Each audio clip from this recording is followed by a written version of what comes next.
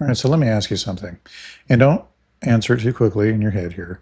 But what if the greatest deception of the modern age did not come through religion and didn't come through politics and didn't come through science fiction movies either? What if it came through authority? Figure out what I'm about to say while the music plays our intro.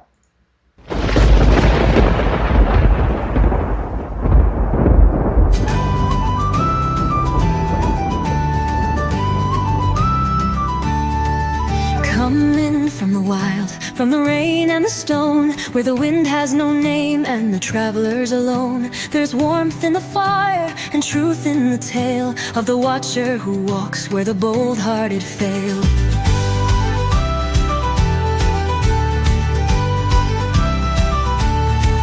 He carries no sword, yet the darkness gives way to the lantern he lifts at the end of the day. He stands on the watchtower, still and unswayed, where the lost find a path through the fog and the fray. Pilgrims Grey, oh steward of lands, you carry the light in your weather-worn hands. A tale at the hearth, a guide through the night. You open the gate between the wrong and the right. Yeah, buddy. So, what if it came through people with credentials, right? Authority, uniforms, titles. People who were conditioned to trust. Because in December of 2020, while the world was locked down, distracted, and exhausted, a former head of a nation's space security program, Brigadier General, calmly said something that should have stopped the conversation cold for all of humanity. He said, "We are already in contact with non-human intelligences." He said, "There is a Galactic Federation." He said that governments know about it. And he said humanity isn't ready for the truth. Heck, he also said that America and Israel had contracts with them and were even working with them on bases on Mars. So most people laughed about it. Most people moved on and it was forgotten, right? I didn't recall it until recently. But what if the moment wasn't just noise? What if it was a signal? So tonight, we're going to go revisit, we're going to slow down, and we're going to rewind the tape and ask a much harder question. What kind of world are we being prepared to believe in? And who benefits if we accept it, their version of it? Well, welcome to Pilgrims Grey Chronicles, folks. I am your host, Robert Clark, and we are going to go over this entire Galactic Federation and the coming Great Deception here in just a moment.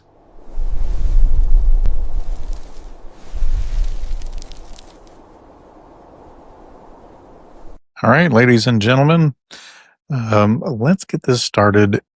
It's going to be a strange one, but a great way to start off the year, talking about the Galactic Federation and this upcoming Great Deception.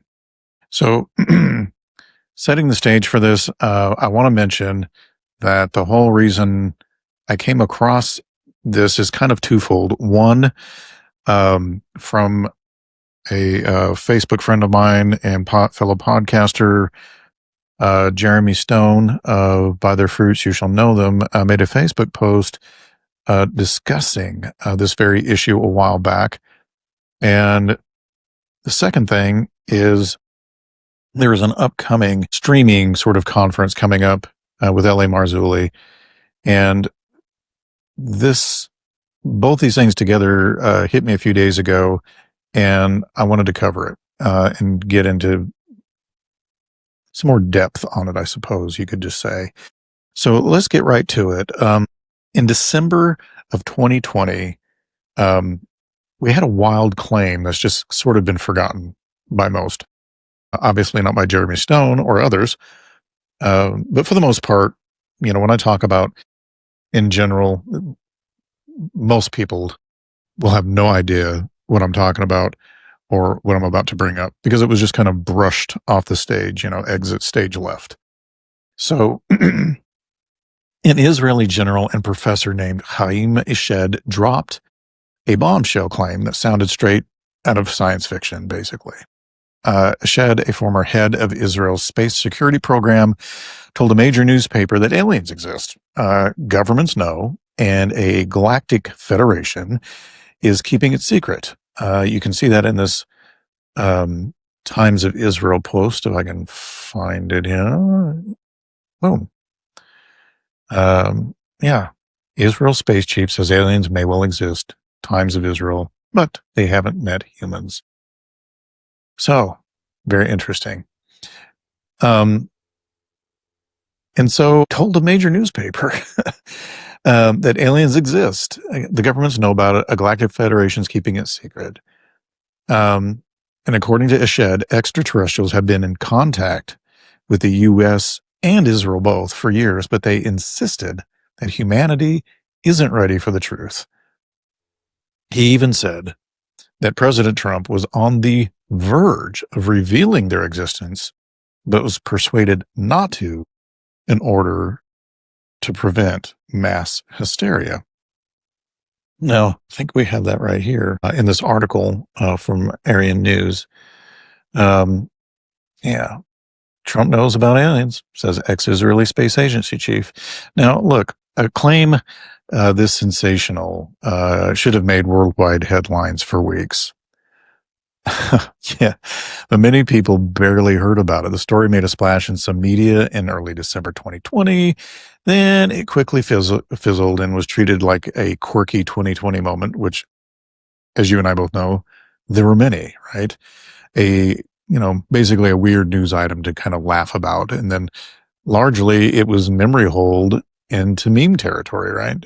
In the UFO and conspiracy communities, the claim circulated, but in mainstream discourse, it was drowned out by the noise of pandemics, elections, and all the chaos going on all over the world at the time. And as one person later remarked on social media, quote, "I remember back in 2020, they were saying that, but life moved on and everybody was focused on the election and other tyranny. And so the result was a high-level official's stunning statement was completely filed away as just another odd footnote of one of the craziest years in history, right? So who is this guy, right? Who is Haim Eshed, and what did he actually say? So to understand the impact, you got to know who this guy is, Haim Eshed. He's not a random internet guy or crank or a fringe YouTuber like myself. He's a professor, Haim Eshed. He's a respected figure in Israel's defense and technology sector. He is a retired brigadier general who led Israel's space security programs for nearly 30 years. And he was instrumental in launching Israel's first satellites, right? The OFEC program in the 1980s, and received multiple prestigious awards for his work. Colleagues even referred to him as the father of Israel's space program. In short, Eshed has serious credentials, which is exactly why this alien claims grabbed attention. If it had been done by anybody else, probably it would have been completely poo-pooed. But no, this guy is, like a big deal, a really big deal. And so what exactly did he say in his statement? So let's separate Eshed's own words from the exaggeration and memes that people put out there. So in an interview with the Hebrew daily Yedath Aronoth, I'm not sure how to pronounce that, Eshed asserted the following key points. 1, aliens are real and have been in contact with Earth's governments. He says a coalition of extraterrestrials he calls the Galactic Federation has been working with the U.S. and Israel for years. There are supposedly agreements between the U.S. Governments and these aliens, including a contract to allow experiments on Earth. It kind of makes you wonder what kind of experiments, doesn't it? I mean, goodness gracious. Who knows what they could possibly be doing? I'm sure we all have our guesses, right? I mean, we see the alien abduction program, all of these things, all of this craziness, and it just makes you wonder, You can see here, right here in the article. So he also says they are keeping themselves secret for now. The unidentified flying objects have asked not to publish that they are here because humanity is not ready yet, Eshed said. In other words, the aliens don't want public disclosure until we reach a certain level of understanding. So, and then he says there is a covert cooperation program. Eshed claims there's even a joint base underground on Mars where American astronauts and alien representatives work together. Let me see if I can pull that up for you, because I know that's probably difficult for people to believe, but it's real. And let me put it up here for you. Yeah. Aliens were equally curious about humanity and were seeking to understand the fabric of the universe. So they don't want public disclosure because we're not ready yet. He also claims there is a covert cooperation program. He claims there's even, like I said, a joint base underground on Mars. President Trump knew about it. Eshed insists that Donald Trump was aware of the extraterrestrials' existence and on the verge of revealing it publicly. Allegedly, Trump was asked by the aliens or by officials or both to hold off so as not to trigger panic. And then lastly, one of the main claims is that mankind is being gradually prepared. The aliens are waiting for us to develop and reach a stage where we will understand what space and spaceships are. And only once we're ready and presumably more united as a planet, or, you know, that rigmarole, will they reveal themselves openly. So these claims are extraordinary. Notably, Eshed also had a book out at the time, right? The Universe Beyond the Horizon. And that was co-authored by a Hagar Yanai, in which he expounds on these theories. The timing led to some to wonder if it was just a publicity move or maybe something was lost in translation. But I don't think so. I think it was just a slip up and they weren't quite ready yet. So even Eshed's admirers were taken aback, right? Isaac Ben Israel, the chairman of the Israel Space Agency, told reporters that while Eshed deserves respect for his career, this doesn't mean there's a Galactic Federation and they landed on Earth. This is too much. Ben Israel and Eshed went too far with these assertions, though he maintained that belief in extraterrestrial life isn't crazy in itself. And then another space expert diplomatically called the claims a completely bizarre twist from a normally serious man. So U.S. officials were more tight-lipped. The White House did not even comment on Eshed's statements, but when NBC News reached out, a NASA spokesperson politely reaffirmed, quote, "We have yet to find signs of extraterrestrial life," unquote, and that NASA is still exploring the stars to answer fundamental questions. In other words, no evidence of little green men or galactic federations has been seen by NASA, at least officially. Well, of course, they're never going to admit it until they're told to admit it. Just like with everything, right? I mean, surely we figured this out by now, right? So in the media, Eshed's story got initial traction, but was largely met with skepticism, right? I mean, wouldn't you be skeptical if somebody said this to you? I'm still skeptical about the Mars stuff, but who knows, right? Most people would probably think it was just ridiculousness or some sort of tongue-in-cheek humor or parody. The Jerusalem Post published an English article on it with a headline almost made for tabloids saying, "Former Israel space security chief says aliens exist, humanity's not ready." And other outlets around the world quickly echoed the same story. NBC, Fox, Yahoo News, often highlighting the most sensational bits, right, about the Galactic Federation. Trump almost spilled the beans and all the stuff I just basically told you. Although most left out the Mars base thing, but some didn't. So for a few days, it was like viral news online. But the timing of this, right, late 2020 meant it competed with a tsunami of other dramatic news, right? A veteran Israeli journalist, Riley, commented that Eshed's claim of secret alien liaisons was peak 2020. The perfect capstone to an already chaotic year. I mean, after all, in 2020, right, we had a pandemic, lockdowns, civil unrest, a contentious U.S. election, you name it. And in that environment, a story about aliens and galactic councils was treated as an amusing oddity rather than a paradigm-shifting disclosure that, in my opinion, it should have been, right? So a Haaretz piece about it literally ran under the title, I'm paraphrasing here somewhat because I can't remember, but it was like, forget Trump and Bibi. You'd much rather read about the Galactic Federation or something along those lines. And it captured the bemused attitude that readers might indulge in the wild story as a distraction, but not take it too seriously.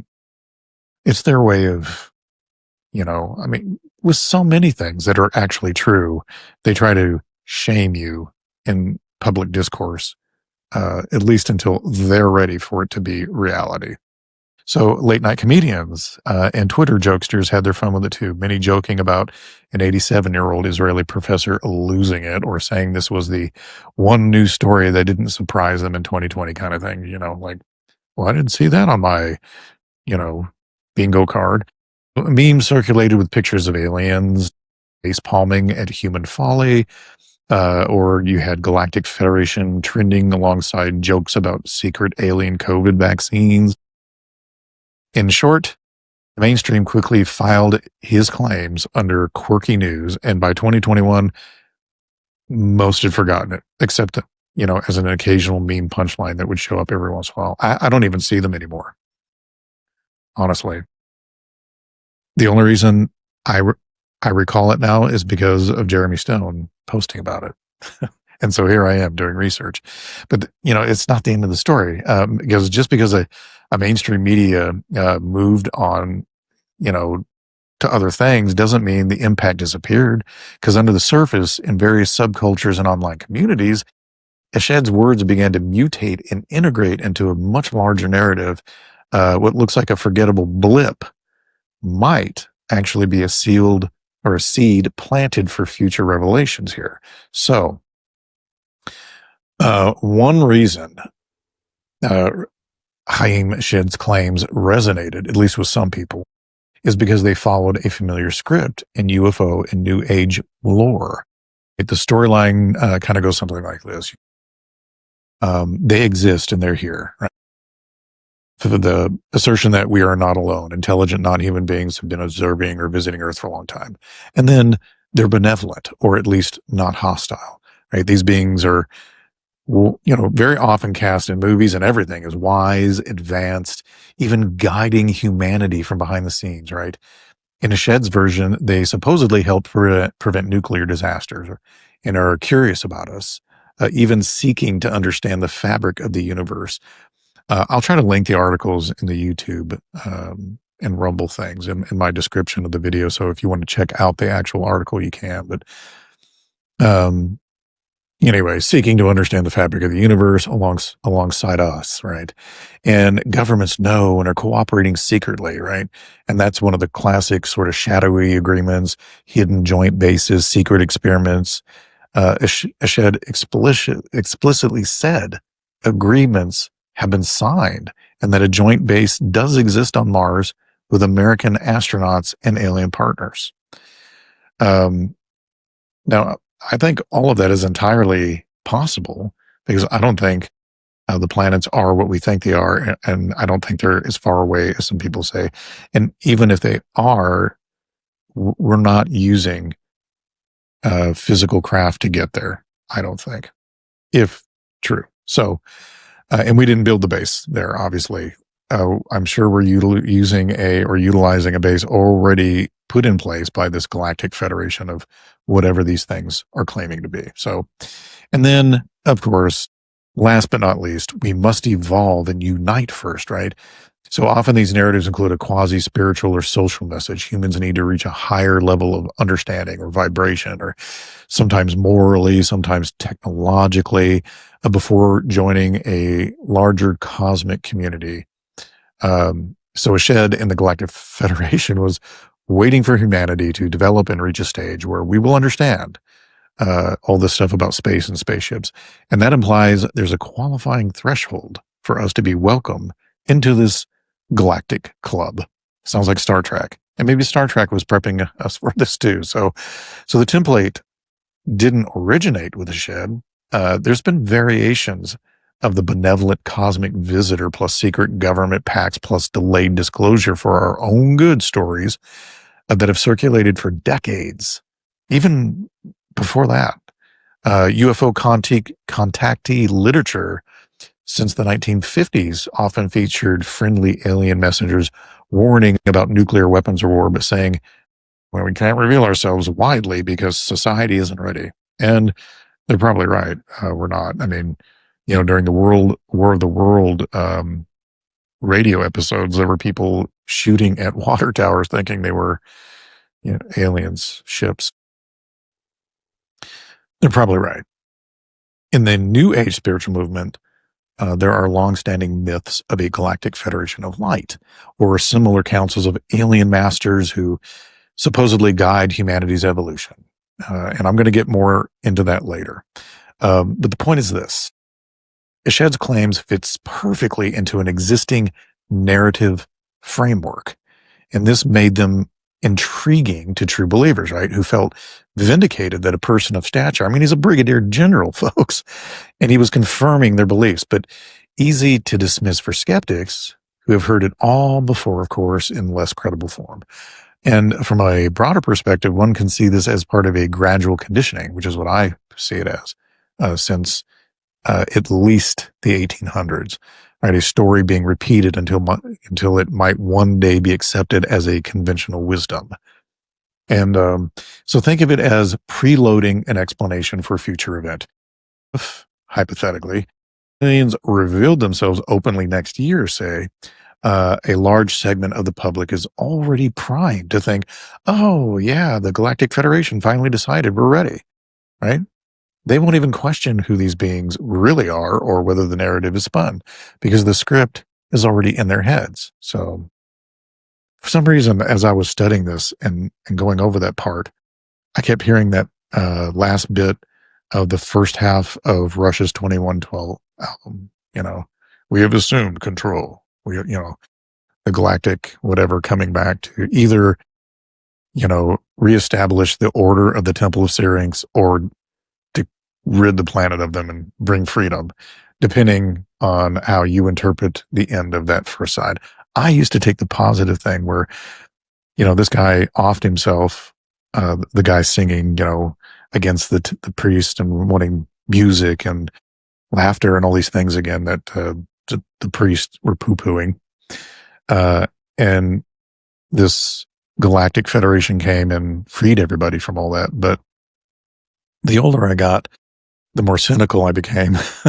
And I thought, no, I bet they came because they saw that that particular place was getting out of control and reset the authority under the priests of the temples of Syrinx. So I don't know. Maybe the moral of the story is, doesn't matter who's in charge. If you love music, play it, right? Play your silly instruments that got people into trouble. Anyway, sorry for digressing there, but I love Rush. So while official channels went quiet about Eshed, the internet did not. In niche communities, UFO forums, conspiracy groups, New Age circles, and even some Christian prophecy circles. I wasn't around at the time, but I know there were people out there like L.A. Marzulli and others. His story continued to circulate and evolve. And so let's look at how different groups process the claim over time, because it's really interesting. So, one quote, I heard about it, then got distracted, right? The overshadowed news people.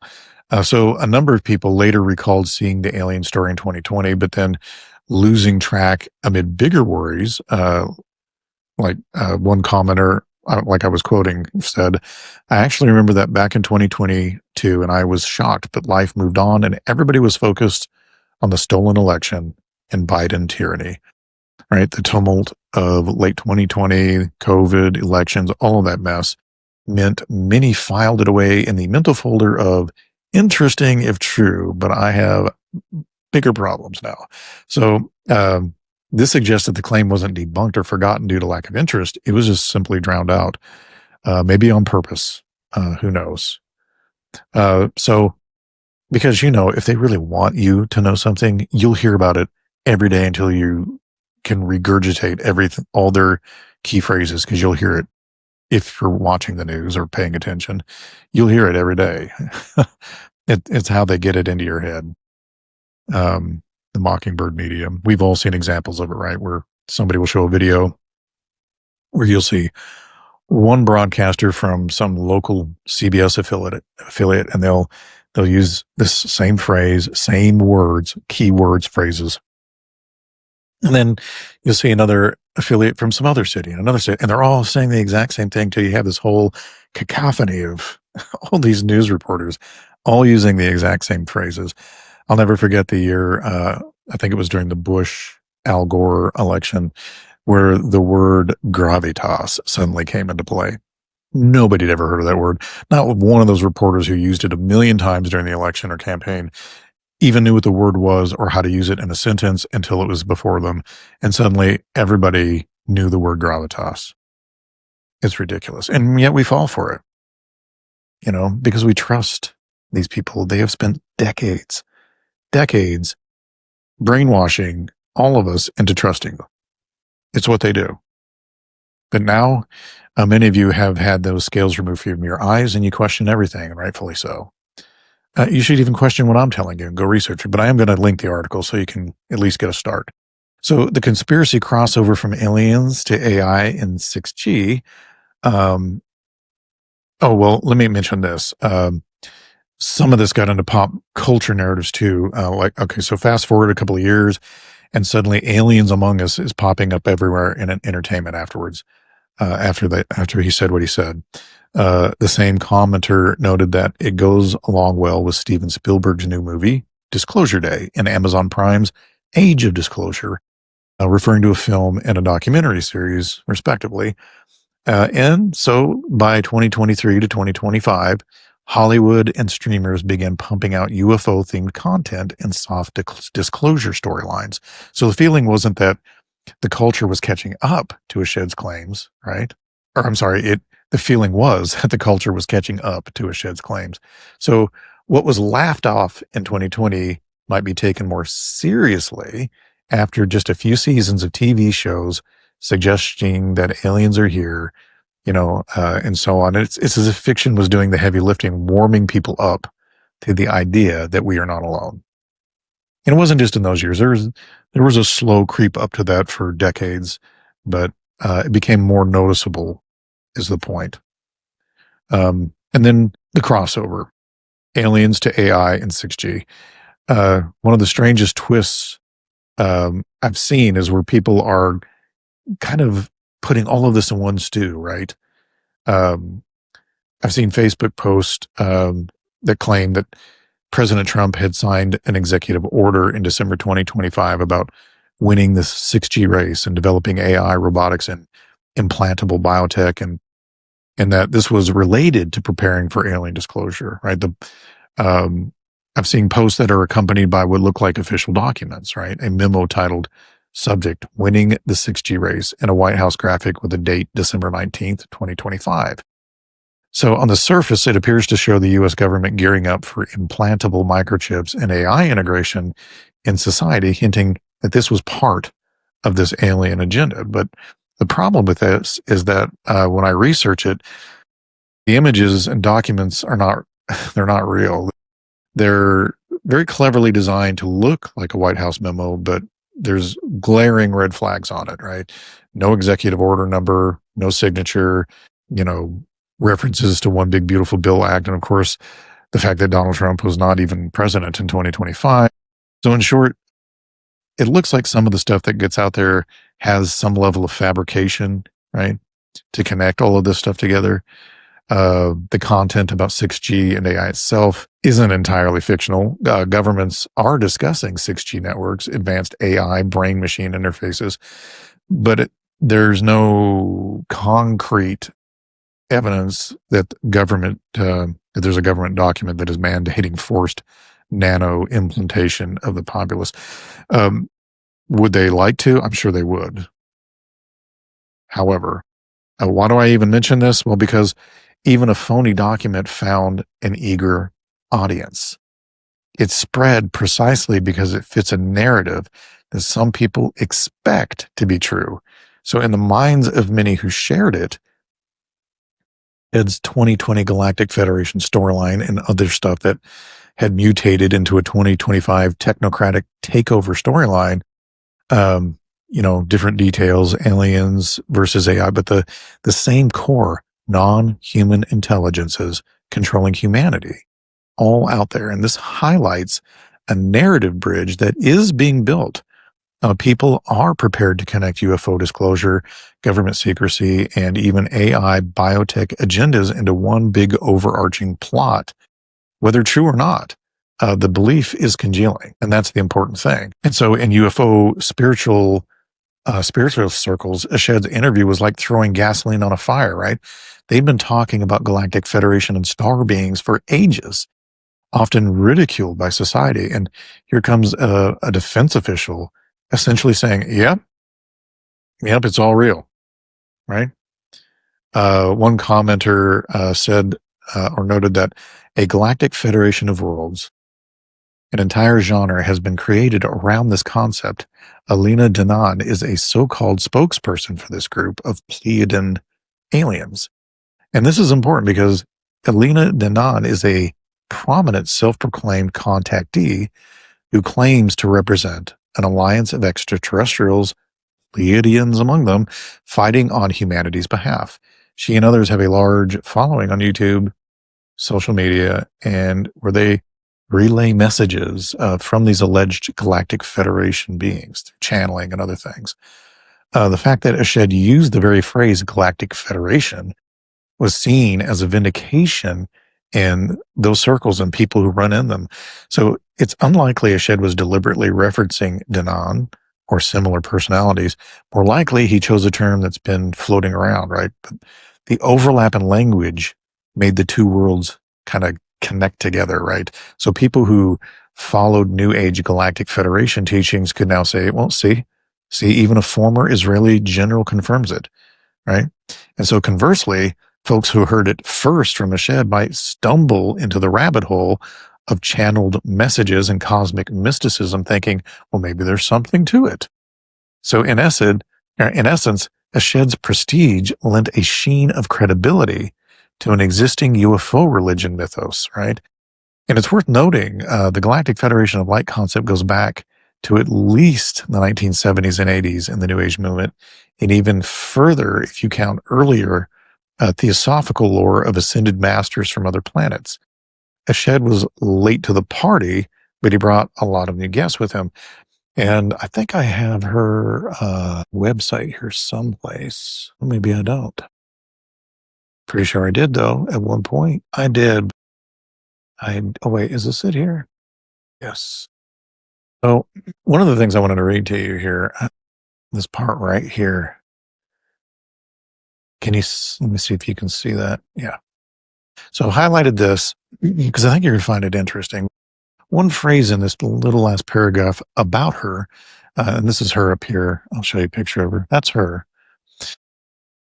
So it says, Elena Danan, known by the off-world organizations as Suma'a, the bridge or emissary, is also an ancient Altian soul from the NGC 733 galaxy, who has dedicated many lifetimes to liberating humanity by incarnating in pivotal locations such as the Imperial House of Anu in the Sirius B star system. This has allowed her to be close to Ea Anki and to participate in the Great Expedition to Earth in 320,000 BCE. In keeping with her ancient name, Ninma, she embraces the most crucial mission of all.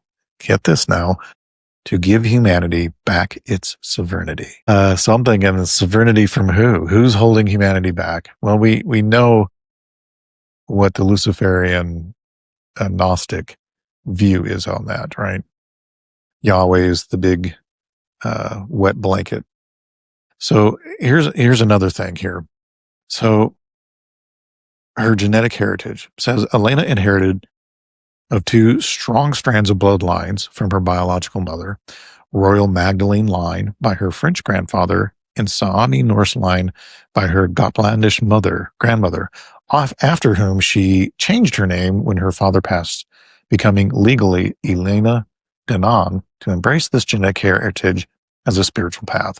Elena was trained from a young age by her grandmother, True Volv Cirrus and Shamanka, to energy work and divination by tarot and runes.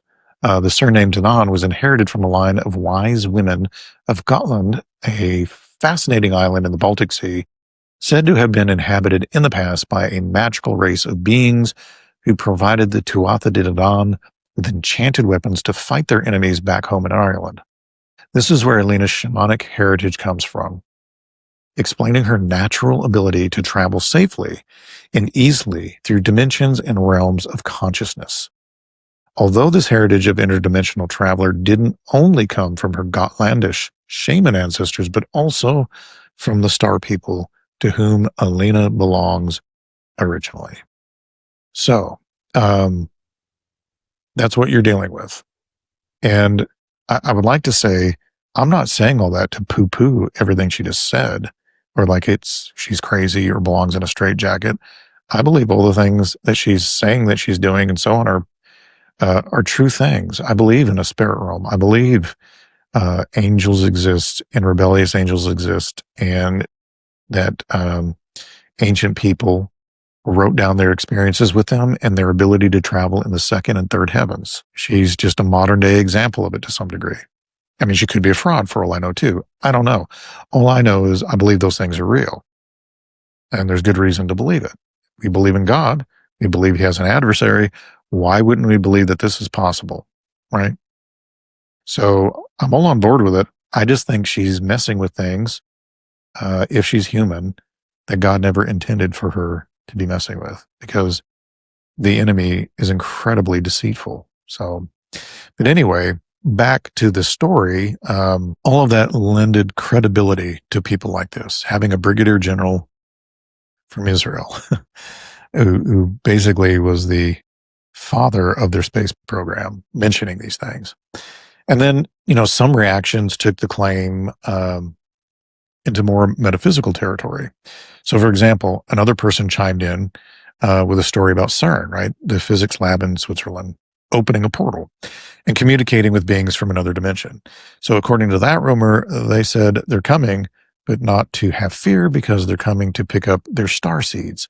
Now, here we see how quickly the narrative can pick up spiritual terminology, right? So star seeds is a New Age term for humans who supposedly have alien souls or cosmic origins, essentially people who belong to these extraterrestrial races and will be collected or saved by them. So the mention of don't have fear and coming to pick up their star seed almost reads like a twisted inversion of the biblical rapture where believers are caught up. Now, is there any evidence CERN opened an interdimensional portal? It's hard to say. But the fact that such a rumor finds traction shows how eager some are to blend science, conspiracy, and spirituality into one grand narrative, right? If aliens equals angels or rebellious angels in some people's minds, like myself, then particle colliders equals portals to the spirit realm in that general framework, right? So it's a way to make sense of the fantastical using current events. So before we go on, let's slow down for a second with the CERN stuff, because this is where critics would love to jump in and say, well, there's no proof CERN opened a portal, end of discussion. So, and here's the honest answer. If by proof you mean hard, repeatable laboratory evidence of a literal interdimensional door with beings stepping through that we have access to, well, no. That evidence doesn't exist. We're not allowed access to it. There's no way we can know unless a whistleblower comes out. But that's not actually the question we should be asking here. The better question is this: what kind of reality are we being prepared to accept with all of this, including CERN? Because when it comes to CERN, the issue isn't just what they've proven, it's how they frame what they're doing, right? What language they are normalizing and what symbolic world they're comfortable operating in. And this is where things get interesting because CERN has publicly stated that they are not opening portals to other dimensions, and that's true if you can believe them. But in the very same breath, CERN openly acknowledges that their experiments are designed to test theories involving extra dimensions. I mean, it just sounds like we're just mincing words here. So, and that's not speculation from conspiracy theorists. That is mainstream theoretical physics. In fact, senior CERN scientists have used language that should make anyone pause. Like one former CERN researcher director famously described the possibility that high energy experiments could open what he called a tiny hole or a doorway or door into another dimension. Now, was he speaking metaphorically? Maybe, possibly. Was he speaking theoretically? Sounds like it. But honestly, when physicists themselves use language like door or hidden realm and accessing them language, we shouldn't be surprised when the public starts interpreting that spiritually. And that isn't hysteria. We're just recognizing a pattern, right? So symbolism matters, especially when you say it doesn't, right? So let's look at their symbolism, because modern institutions love to say, oh, it doesn't mean anything. It's just a logo we came up with or whatever, right? Right up until they curate it very carefully, right? So on CERN's campus stands this massive statue of Shiva Nataraja, the Hindu god of destruction and rebirth, performing the cosmic dance. CERN explains this away by saying, well, it represents the rhythm of creation and destruction, the cycles of the universe.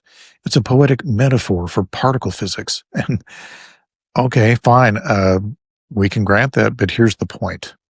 So they chose a god, they chose a mythological framework, and they chose cosmic symbolism. They didn't choose a neutral abstraction. They didn't choose a math equation. They didn't choose an atom.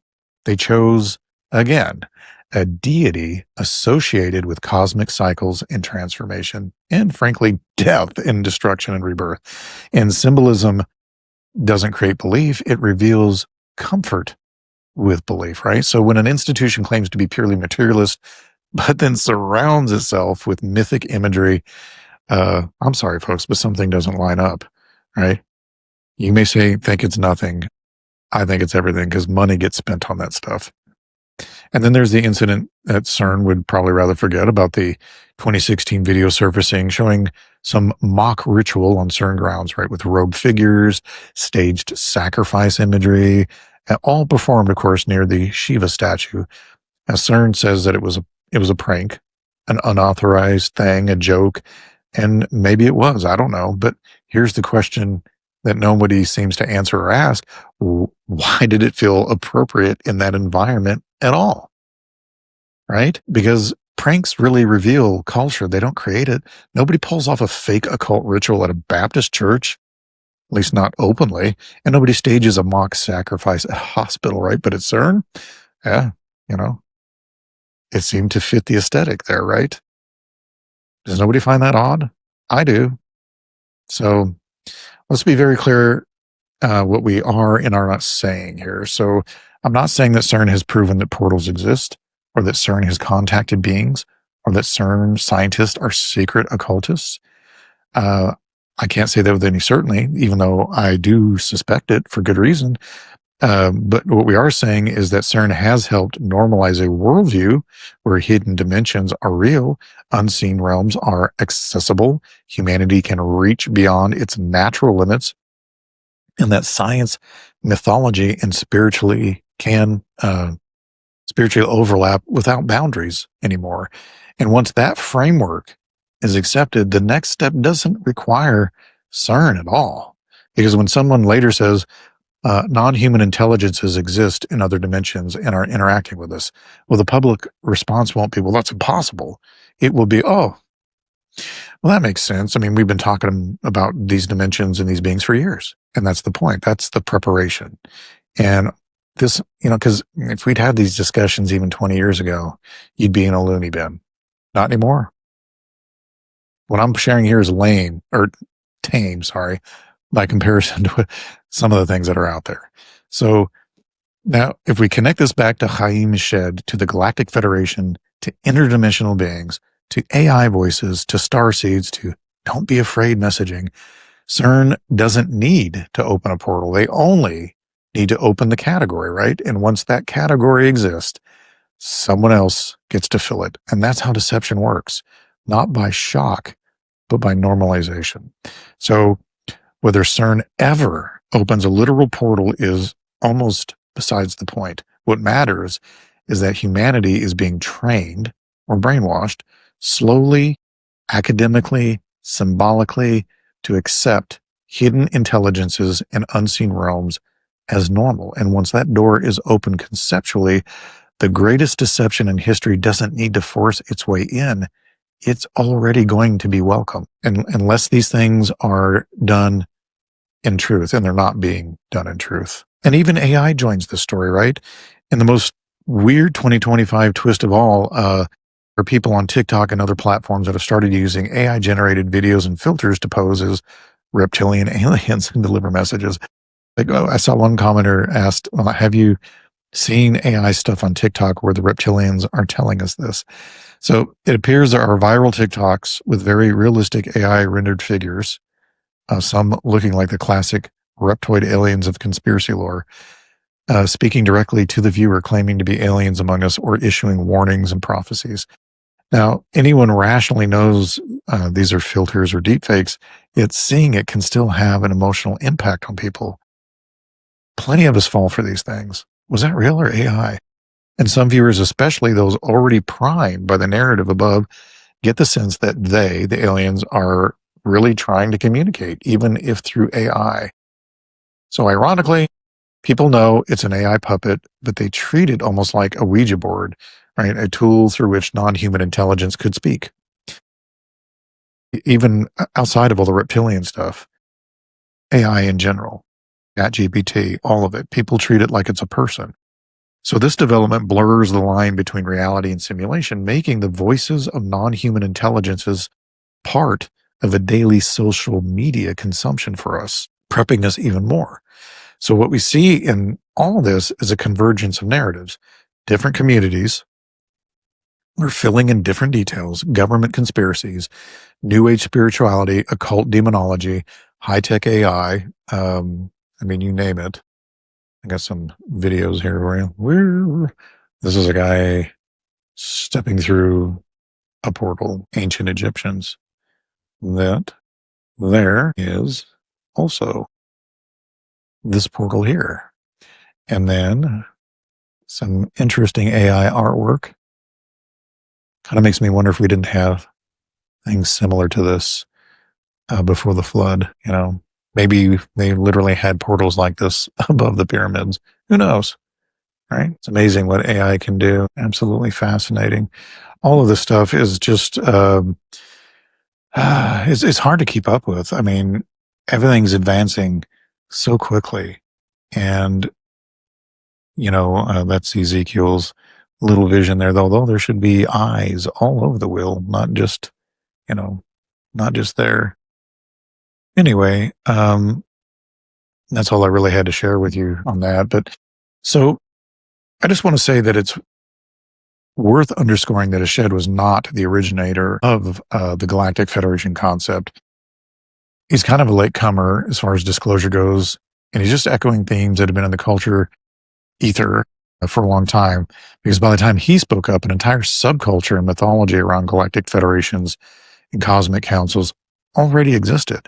So as far back as the 19th century, esoteric thinkers like Helena Blavatsky, right, the founder of Theosophy, they were talking about advanced beings and masters from other realms, even other planets like Venus.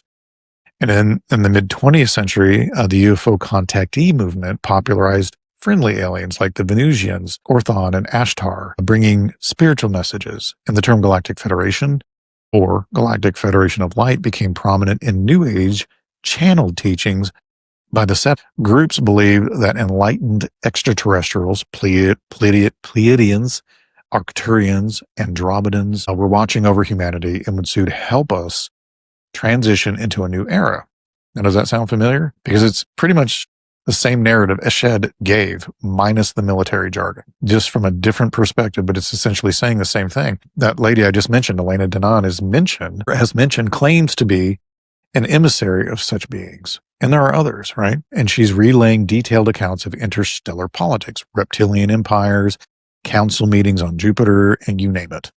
And there are others, like I mentioned. Ashtar Command is a long-standing alleged Galactic Federation branch that people have claimed to channel, right? Books, YouTube channels, conferences, and forums.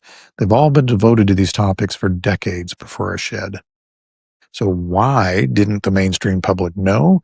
Well, because until recently, this was all BS to people, fringe crap.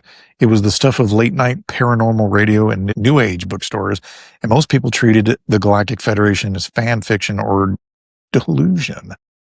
And so what Eshed did, inadvertently or not, was to take this fringe cosmology and inject it into public discourse via a credible mouthpiece. Even if 90% of people laughed it off, the idea was now out there with a veneer of legitimacy, right? So importantly, this convergence was noticed by both believers and skeptics. UFO enthusiasts rejoiced that an insider seemed to confirm the rumors, and meanwhile, skeptics suggested Eshed might have borrowed the ideas to bolster his own storytelling, maybe under the influence of others or just personal belief. And there was even speculation that his source might be secondary, right? He heard these ideas from UFO circles or was reading New Age literature during retirement and then presented them as if it was factual. A guy named Nick Pope, a former UK Ministry of Defense UFO investigator, was quoted saying about Eshed that either this is some sort of joke or publicity stunt to sell his book, or someone in the know is breaking ranks. So in other words, even within the UFO research circles, some wondered if Eshed had a real insider info or if he was just recycling existing UFO mythology under the cover of his past credentials. And we might not ever know until, it all comes out. But what we do know is that by 2025, the notion of a Galactic Federation is no longer confined to channeled messages or obscure forums. It has seeped into pop culture and public awareness now. People are aware. So when you have popular documentaries and even U.S. Congress members openly talking about non-human intelligences, right? A phrase that's being used in this whole UAP hearing stuff, the gap between fringe lore and mainstream belief is closing. I don't even think that there is a gap so much anymore. There are people who still see it that way, but they're the ones becoming in the minority over time. And maybe that's what they're waiting for. So to look back and look at the bigger picture from a Pilgrims Grey perspective, because we approach things from a biblical worldview, what is the significance of all this? It looks an awful lot like a long-laid foundation for a grand deception, one that has been in the works for generations, if not century or millennia. So think about the progression here. 19th century, you're kind of setting the stage. The seeds are planted in the 1800s with the rise of secular science and spiritualism, right? You got Charles Darwin's theory of evolution in 1859. It began to erode the traditional creation narrative, suggesting life arose without a personal God. And that made it easier later to speculate that perhaps life on Earth was seeded by advanced beings rather than created by God, which is a core premise in ancient astronaut theories, right? At the same time, theosophists like Blavatsky, around 1870 to the 1880s, were claiming to receive knowledge from ascended masters and extraterrestrial sages. They introduced ideas of root races, cosmic hierarchies, and enlightened aliens in human history. In short, the 19th century cracked open the door both scientifically and spiritually to alternative origin theories. So here comes the early 20th century, called contact, sci-fi imagination.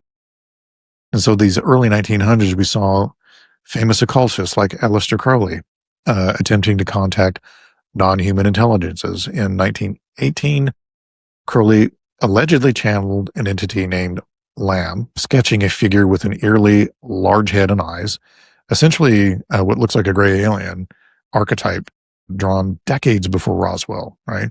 So whether one believes that was a demon or little g God or who knows what, or Crowley's imagination for all we know, the resemblance is noted by many. And Meanwhile, around that same time, you have writers like H.P. Lovecraft, who I love his writing. I think he's very imaginative, and I like reading his stuff.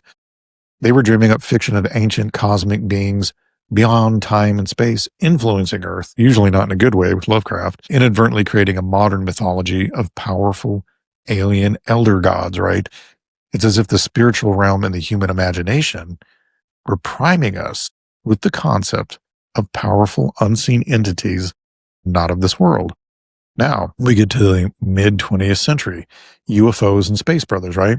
After World War II, the UFO era exploded, right? Roswell, 1947, countless sightings, right, led to public fascination with extraterrestrials. And the narrative split into two. On one hand, you have fear of invaders, right? The trope of alien invasions in movies, and we had War of the Worlds and all that. And on the other, a hopeful mysticism of benevolent visitors. So by the 1950s and 60s, you had contactees like George Adamski claiming Venusians landed and shared wisdom, or you had the Ashtar messages about a coming new age of peace. And then NASA in the space age also captured everybody's imaginations, right? For the first time, space travel was real, making the idea of other civilizations feel more plausible. And then governments did keep a lot of UFO information secret, right? Which we now know from declassified files. So the idea of a secret knowledge really wasn't far-fetched, right? And all this built the foundation that, well, perhaps aliens are real and maybe they're friendly or at least interested in our fate, right? And then we get to the late 20th century, ancient aliens, the abduction phenomena. So the narrative got richer and or darker depending on your perspective, right? The ancient aliens theory becomes popular. Books by Eric von Daniken, Chariots of Fire, Chariots of the Gods, and then others suggested that gods of ancient religions were actually extraterrestrials who guided earlier civilizations. And this directly challenged, traditional religious accounts, reinterpreting angels and deities as guys from other planets, spacemen. Meanwhile, widespread alien abduction reports from the 60s into the 90s all added the element of experimentation on humans, hybridization. People like Dr. John Mack at Harvard even studied abductees who often reported spiritual messages from these beings, like warnings about ecological disasters, again, casting aliens as concerned watchers, right? Even popular culture stuff like Close Encounters of the Third Kind, E.T. in 1982, all presented aliens as angelic beings that cared for us. And so by the 1990s and 2000s, the groundwork of seeing aliens as either saviors or at least powerful influencers was firmly entrenched in our heads. And then we get to the 21st century and we have the Great Convergence. You have this millennium where we have all the threads starting to weave together. Secular society has largely sidelined biblical literacy, like, whatever, opening a vacuum of meaning, right? And into that vacuum has rushed this hodgepodge of new age belief, science fiction, spirituality, and conspiracy theories, right? And that often blends all together. And the internet accelerated the cross-pollination of all these ideas. Like someone into UFOs might stumble into channeling forums. Or a tech enthusiast might cross paths with transhumanist ideas of evolving into higher beings. A Christian prophecy watcher might connect UFO phenomena to end-time deception. All of this going on by the late 2010s, 2020s, even serious institutions started talking about UFOs and UAPs more openly, right? Maybe the externalization of the hierarchy. Maybe they are the hierarchy. So suddenly, Navy pilots are on 60 Minutes talking about tic-tac craft. And mainstream news acknowledges something is out there. All of this is in the milieu that Haim Eshed's claims landed like a match on dry kindling. So, another, there are positives. Like I think of Carl Teichred and his work out there at Burning Man and trying to reclaim some of these folks by, this vacuum being filled with bad spiritual information or none at all. And he fills that void with letting them know about the unknown God that they don't know about. I think it's brilliant. And so the consistent through line here is a reframing of the biblical narrative. That's the main point. So instead of a transcendent creator and a spiritual adversary, right, Satan and fallen angels, deceiving mankind, we now have this new gospel or new story being sown here, right? Where we are products of evolution or alien seeding, the Anunnaki, whatever, watched over by advanced alien brothers and about to enter a new of cosmic enlightenment once we embrace them and raise our vibration. And so the moral polarization of a biblical worldview, right, good versus evil, truth versus deception, gets totally blurred into a more ambiguous us versus the unknown. But the unknown might help us, right? So this is exactly the kind of narrative that could serve as a strong delusion, to borrow biblical language, from 2 Thessalonians 2:11, a grand lie that leads people away from truth in mass. So many in the Christian community, including myself, who study prophecy and spiritual warfare, have been warning for years that the UFO alien phenomenon could be the backbone of a coming great deception. So what we all mean by this is that an event or series of events that so fundamentally reframe reality that people abandon previous paradigms and beliefs, including faith in Christ. And that could Eshed's Galactic Federation scenario be part of that? Probably one part of it.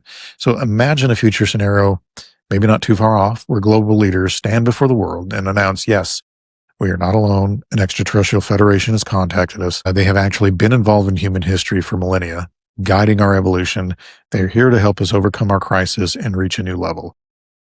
And how do you think people would react? 20 years ago, they would probably have crapped their pants. Not everybody, but when I say, I'm referring to the vast majority of people's reactions. That's probably lessened greatly today. So again, now for many people, it would be exhilarating, right? A unifying moment, proof that science and spirituality were pointing to something real all along. But for those holding a biblical worldview like myself, it would be deeply concerning, and currently is deeply concerning, which is why I'm doing this podcast. Could these aliens, in fact, be fallen spiritual beings presenting themselves in a new light? The Bible speaks of Satan as an angel of light and of end times deception so great that if possible, it would deceive even the elect. So the alien savior narrative checks a lot of those boxes, because if somebody came along and said, offered a seemingly benevolent scientific explanation that gets rid of the need for the biblical God, right? After all, if our makers or protectors are ETs from the Pleiades, who needs a savior from sin at that point, right?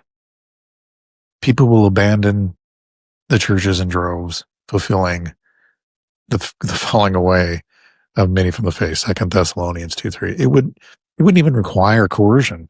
People would willingly walk away. They're thinking they're graduating to a new truth. So if tomorrow the news announced that aliens planted life on Earth and have been steering our religions from behind the scenes, a lot of nominal or poorly rooted Christians might conclude, well, so the Bible was just primitive people misinterpreting alien visits, and we don't need that anymore. And that is the kind of paradigm shift that could produce the greatest mass departure from biblical faith in history. A new gospel won't even require persecution. It'll be by seduction and slander, right? The king of slanders at work, and he's really great at it. And so I think of researchers like L.A. Marzulli. I've often called this coming wave the great UFO deception or strong delusion. In fact, Marzulli and others are holding a conference this month. I've already got my ticket. I think it's like $19. It's in this month, called the Great UFO Deception Summit 2026, Unmasking the Strong Delusion. And the very existence of such a conference shows that many see the writing on the wall, including myself, and they believe, we do here at Pilgrims Grey Chronicles, that the stage is being set for a delusion that will be worldwide and spiritual in nature, using non-human intelligence as the bait. The Eshed affair fits into this perfectly. Whether or not he was telling the truth isn't even the big issue. In fact, consider two possibilities here. One, Eshed was telling the truth as he understood it, which implies some officials in Israel and U.S. have been in contact with beings who claim to be part of the Galactic Federation. If so, these beings have consistently lied about their identity, presenting as ETs when they could be something else, and about their intentions. They claim to be benign while operating in secrecy and permitting abductions and experiments, and Lord only knows what else. So why would advanced enlightened aliens need to hide and conduct breeding experiments or make shady deals? The pieces fit more with a deceptive agenda than a righteous one, and it would mean the deception is already well underway at very high levels. Or Eshed was not literally in the know, but believed or speculated this narrative. In that case, he might have been influenced by the decades of UFO lore and simply gave it a stamp of authority. Maybe he heard rumors or was influenced by other fringe scientists. If so, he inadvertently became a tool to popularize the deception narrative, even if he didn't have direct confirmation. So essentially, the myth needed a respectable messenger, and it found one, like the Mason hero. If they need a hero, we'll give them a hero. So the end result is similar. More people take the idea seriously. Either way, the deception script marches forward, right? And as a result, humanity becomes increasingly primed to welcome our space brothers with open arms and open minds, rather than testing the spirits as scripture teaches, and not, though an angel presents you a different gospel, don't believe it. Right? So longtime listeners to this show, well, I say long time, we've had our first year, and I thank every one of you for listening and hanging with us. You're all awesome, and I appreciate it. And I try to always answer your emails if and when I can. So we often talk about the seed war, or the ancient conflict originating in Genesis 3:15, or maybe even earlier, between the seed of the woman and the seed of the serpent. Or in plain terms, it's a war between God's plan for redemption, right? Ultimately through Jesus, the seed of the woman, and Satan's attempts to corrupt, devour, or co-opt that plan. Now, throughout the Bible, this theme pops up, right? The corruption of human DNA and animals and plant life in Genesis 6, where we have Nephilim hybrids, the war against the bloodline of the Messiah, and we have end time stuff, the rise of a man of sin empowered by Satan with counterfeit miracles. And so how does the Galactic Federation of Aliens tie into the seed war? Well, deception of identity. If the rebellious sons of God or fallen angels and all of those associated with them, right? Demonic entities, possible Raphaim alive today, or, angels masquerading as humans, or avataring them, or possessing them. If they want to turn people away from the true God, one of the cleverest tactics would be to mask themselves as our creators or saviors, right? Instead of fearsome demons appearing, as dazzling aliens, right? So instead of demanding worship, right, at least initially, offer partnership and guidance. Right? Instead of denying Christ outright, simply replace the need for him by giving humanity a new gospel, right? Which would be basically, we seeded you, we are evolving you, and we will usher you into an era of peace. No savior needed. In fact, I believe two of the things are going to counterfeit from God, because, he wants to be similar to him or like him, is a hive mind like Holy Spirit impact. And I think they will try to replicate as best they can what it would be like to be able to eat from the tree of life and in some way live forever by uploading your consciousness into a cloud-like thing and being able to download it into some other type of flesh suit or transhumanistic robot form, maybe half biological, half human, I don't know. And so that narrative directly undermines the biblical account of who we are, right? Created in God's image, in need of redemption. Totally reframes the fall of man as just the ignorance of our true origin. And salvation is something like joining the cosmic community, or getting a DNA upgrade from our alien friends, and then getting all kinds of powers, right? I mean, you're connected to that hive mind.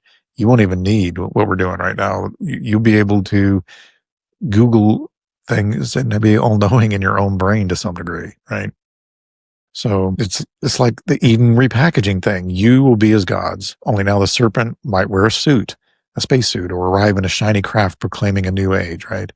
And let's not forget, if these entities are evil, which I think they are, their track record is not one of benevolence. We have the abduction phenomenon. If we interpret it through a spiritual warfare lens, looks like the Nephilim project continued, right? Creating more tares in the wheat field. We have genetic experiments creating hybrids, tormenting individuals and lying about it, right? Many abductees report being told by their captors that we are doing this for your own good, or that Jesus was one of us, or other blatant garbage aimed at rewriting faith. And that has deception written all over it from these things. So when we hear Haim Eshed recount that aliens prevented nuclear holocaust, playing savior role, right? Or offered to share technology, In exchange for what is my question. We should measure it against the possibility of a evil psyop, right? Would Satan love for the world to credit alien benefactors for saving us from ourselves instead of acknowledging God's providence? Absolutely. Would Satan love to see people praying to the sky for guidance from our heavenly visitors rather than to the Father in heaven? No doubt about it. And this also might tie into the prophetic hints that as in the days of Noah, so shall it be before the coming of the Son of Man. The days of Noah were marked by the mixing of fallen angels with humanity in all manner of genetic corruption. All living things had corrupted their way, except for the ones that were put on the ark. So today we see a fixation on hybrid beings, right? CRISPR technology, whether through alien lore or even human tech like gene editing.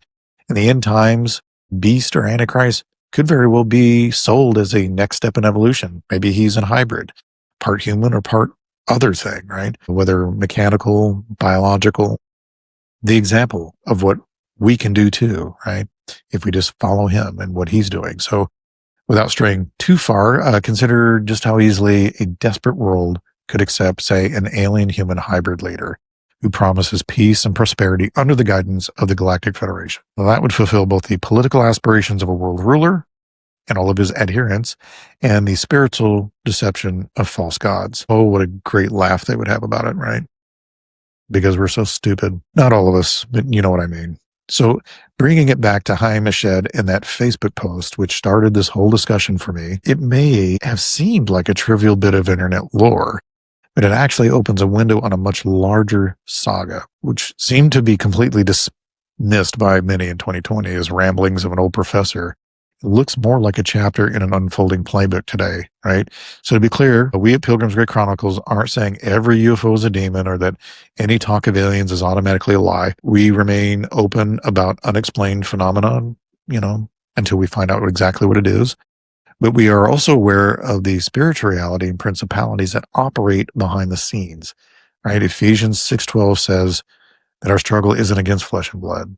And I would add, not merely against flesh and blood ETs either, if they exist, but against spiritual forces of evil in the unseen realm. Those forces are masters of deception. Oftentimes, if you think you're not deceived, there's a very good chance you might be. So the Galactic Federation narrative, whether pushed via an Israeli general, a New Age channeler, or a sci-fi blockbuster, has a consistent effect. It shifts the credit and glory for humanity's fate away from God and onto these higher beings. Always has. It conditions people to view salvation in technological or extraterrestrial terms. It also strokes fear of missing out or being left behind if one doesn't get on board with the next phase of evolution. We hear all these gurus talking about vibrating at higher levels. All of that can pressure even religious individuals to reinterpret or abandon their faith in order to accommodate this new worldview or gospel. So what do we do with Eshed's claims, right? Well, investigate it, right? Discuss, absolutely, but above all, apply discernment, test the spirits as scripture says in 1 John 4:1. If someday a real Galactic Federation ambassador steps into the world stage, don't let the pomp and awe sweep you away. Recall the groundwork we've traced here, how conveniently it fits the pattern of a very long drawn-out deception. And in the end, Haim Eshed may have unwittingly done us a favor, right? By speaking out, he gave us an opportunity to even talk about these things with credibility before something bigger breaks. It's a chance for us to warn others on not everything that glitters is galactic gold, right? The coming deception, whatever final form it takes, will have just enough truth to be plausible and just enough wonder to be enticing, right? Because even the false Messiah or Antichrist will be able to do all sorts of great wonders. And it's our job to be the ones in the room who aren't mesmerized by the lights in the sky because our eyes are fixed on a higher truth. So let's make sure we stay vigilant as pilgrims, right? The cosmic narrative playing out all around us is fascinating, exciting, even wild, but we know there's a script behind it. And as always, we'll be keeping watch, right? Watching the horizon, decoding the headlines, and rooting it all in truth that doesn't change in a world preparing to embrace the Galactic Federation. Let's make sure we're found faithful to the kingdom of God. And so with that being said, hopefully this episode, doesn't make Christians uncomfortable, but if it does, good, because we need discernment. Discernment is almost always uncomfortable at first. And what we're trying to do here at Pilgrims Grey Chronicles isn't to scare people, and it's not to chase headlines or hype. It's to slow the story down, to look at patterns instead of moments, and to ask questions that most people are really too distracted or busy to ask. So if you're someone who feels like the world is changing faster than it should, the explanations we're being given are just garbage. They don't line up, and something deeper is happening beneath politics, technology, and the media, then you're in the right place. We look at everything through a biblical lens as being Christian, and it's what we do every week. So if you found value in the episode, please take 2 or 3 seconds to subscribe, get all the notifications, and then share this episode with someone you trust and who needs to hear this information, and help us to reach people who feel like they're the only ones noticing the cracks, because you're not alone out there. There's plenty of us. We're a community, and we need to be paying attention to this together. And so if you want to go deeper into the seed war, into hidden history, into how ancient deception has been getting modern upgrades, stay with us, because the road only gets more interesting from here. I hope this is a very interesting second season for Pilgrims Grey Chronicles, because as we know, not every light in the sky is a guide, right? And not every voice claiming truth deserves your trust. So until next time, keep your eyes open, keep your footing steady, and remember, this has been Pilgrims Grey Chronicles. Godspeed to y'all. Hey!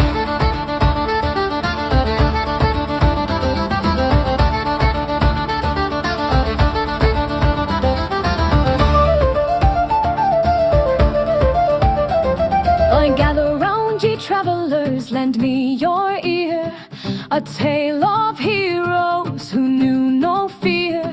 Through shadowed woods and mountains steep, their legacy lives where the wild winds sweep. Raise your tankards high and sing for the grey pilgrims and what they bring to every corner.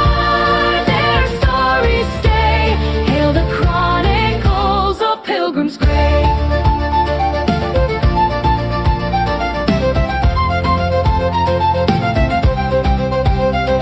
Through cursed lands where few would tread, the brave walk forth where many fled.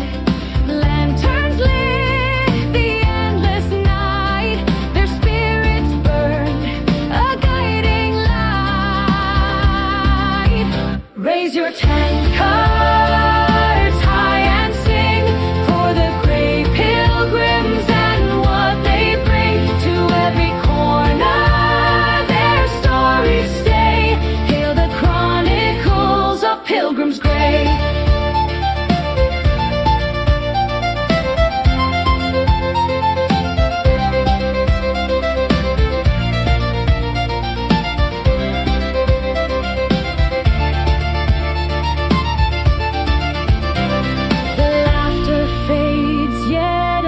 Strong in every heart, their timeless song mirrors carried on the ale-soaked breeze. Songs as endless